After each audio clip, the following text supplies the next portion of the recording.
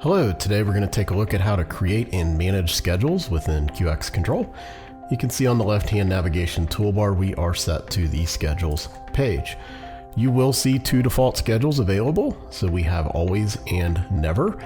So if we related this to doors, for example, the green would indicate times that the doors are scheduled to be unlocked.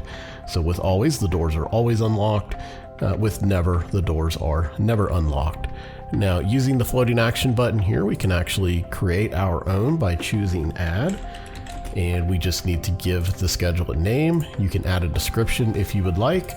As always, we want to choose the scope of where this item is available. So for this schedule, this will determine where the schedule can be used in the scope. Now, the way that we actually create this schedule is we go in for each day. So for Monday, we would create New. If we wanted to have the doors scheduled to be unlocked from 8 a.m. to 5 p.m., we would enter those times and choose Add. Once we've done that, we can move into any other days that we would like to modify. We'll choose one more just so we can get a good visual. 8 a.m. to 5 p.m. on that day as well. Again, choose Add. Now, once we're complete, we can tell it OK. Now you can see this test is the label that we gave it, so this is now available.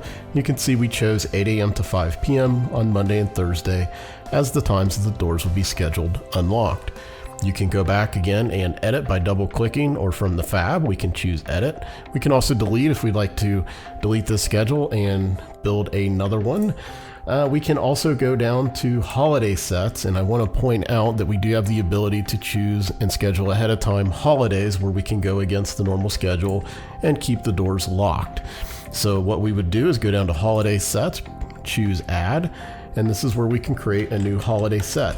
This process is very, very simple. We simply choose, again, the place, what scope is this holiday set available and can be used, and then we simply go through and we begin choosing the holidays that we would like to apply to this holiday set.